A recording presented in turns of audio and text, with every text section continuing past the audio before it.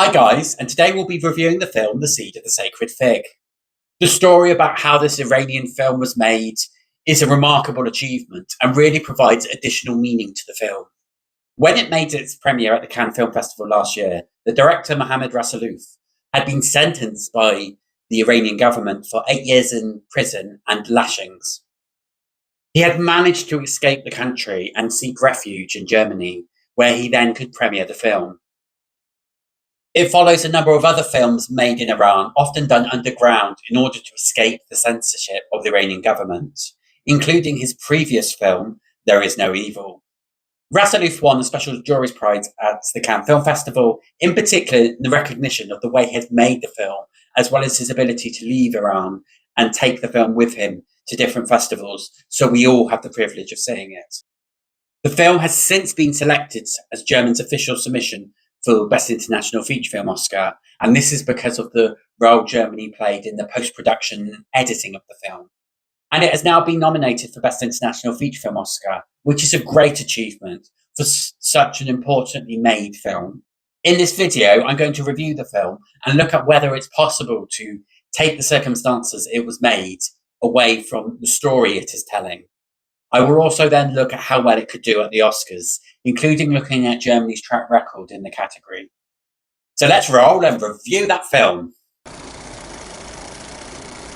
If you're new to my channel, my name is Paul, and I review the best of world cinema, and I follow the race for the Oscar for Best International Feature Film, from countries selecting their submission to the final winner. The Seed of the Sacred Fig is a political family drama where Iman, the father and head of the household, gets a new job as an investigator for the Revolutionary Iranian Guard. In this job, he is responsible for signing people's executions, often not even knowing the detail of what they're guilty for. His daughters are very different. They want to be liberated from the Iranian regime and are spending days inside the flat, watching on social media the ability of women to go out on the streets, take off their headscarves, and protest the brutality of the regime.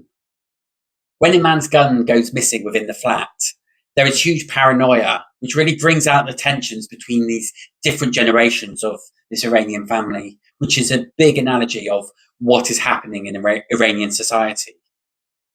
And the film asks, are these tensions resolvable in the current political climate of Iran? There is a lot to say about this film, in particular the huge bravery of Rasuluf, the cast and crew, of just having the courage to make this film. There is undeniably really importance that underpins this story. However, we need to also try to analyse this film away from how it's made and whether it's actually just a good film or whether it's the story of making of the film that is of interest.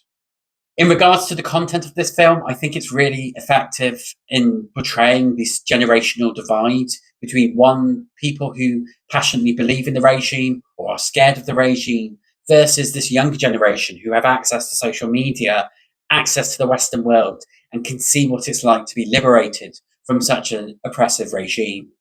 And that using this family model is really intelligent because it shows the complexities of these different positions.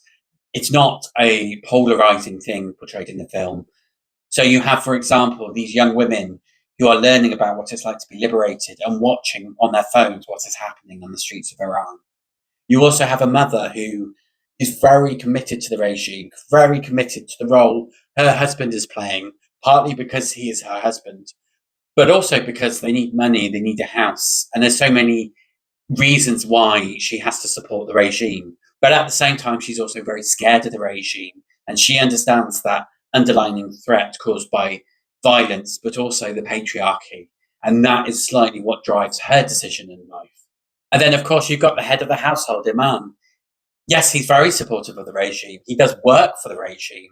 However, this also creates this sense of tension and paranoia within his character, as he clearly has underlying doubts about the morals of following this idea of what the regime is. And you can see he's constantly questioning himself, how he reacts, but he still maintains that regime. I really like how these characters demonstrate the complexity of these different positions. Again, it's not a black and white situation.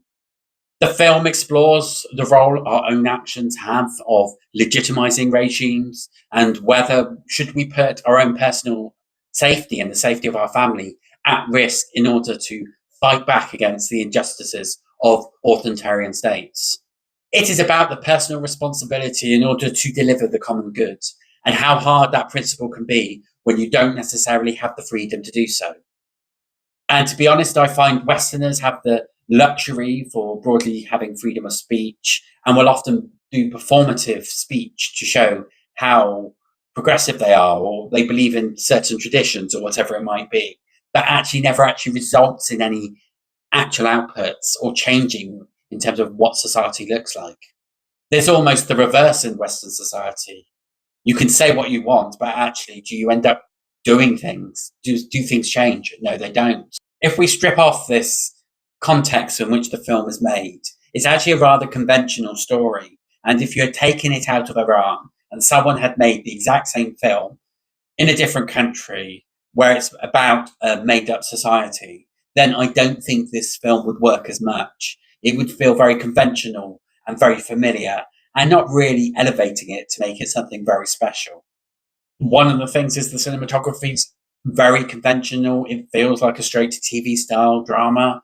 However, there are very beautiful moments that capture Iranian culture, Iranian oppression, whatever it might be, that are stunning, but there's not enough of these moments dispersed throughout the film. And again, this is probably down to the manner in which this film had to be made. There was probably not enough time to make such beautiful cinematography. So you kind of have to roll with what resources and time and freedom to do that you have. I would therefore argue the context of this film is what makes this film a success, and you can't separate with how it was made with the final product. And I think the ambition of this film is to put up a mirror to Iranian society, as well as broadcasting to the rest of the world what is actually happening within this rather closed off and authoritarian state. And one of the things it does so successfully is how it blends in the social media activity. They use the actual footage that was recorded during the headscarves protests of showing women defying authority, taking off their headscarves and feeling liberated, and then showing people recording the brutality of the police to punish them. And the way the film manages to integrate these images and video footage is really successful. And it provides a great sense of this is what it's like to be trapped in a flat in Tehran where you can't have the freedom to go as you choose, while you watch on your phone what is happening, providing you with a sense of great liberation, but still in the shackles of an authoritarian government. It is almost a documentary, I would say. It's clearly a fictional narrative, but very much weaved in on actual events and actual Iranian society.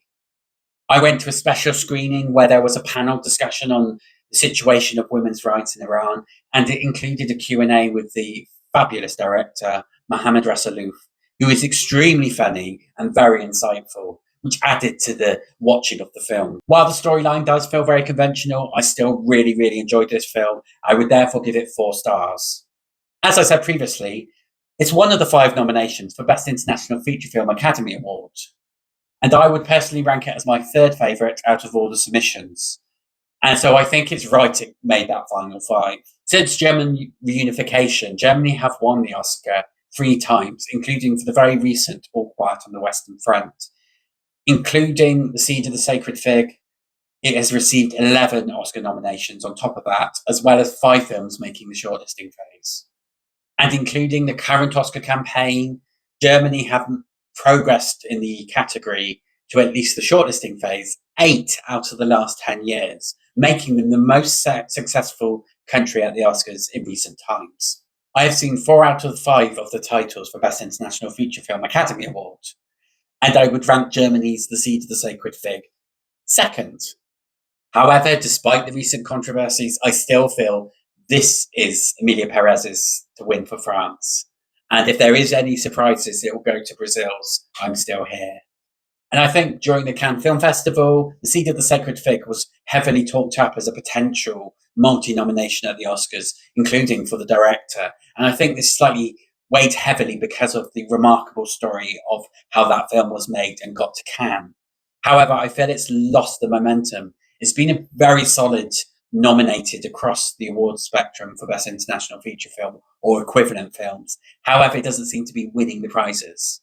The momentum from Cannes has slightly died down, and the fact it's got a nomination is a remarkable achievement in itself and thoroughly deserved. However, this continues Germany's fine form at the Oscars, and it will always be exciting to see which films they are going to submit next. So please do like this review and put down a comment. What did you think about The Seed of the Sacred Fig? Do you think it will win the Oscar? And do you think you can separate how it was made from the content of the film? And if you want to see more videos related to the Best International Feature Film Oscar category, please do like this video, share it wide, and subscribe to my channel, Global Film Paul.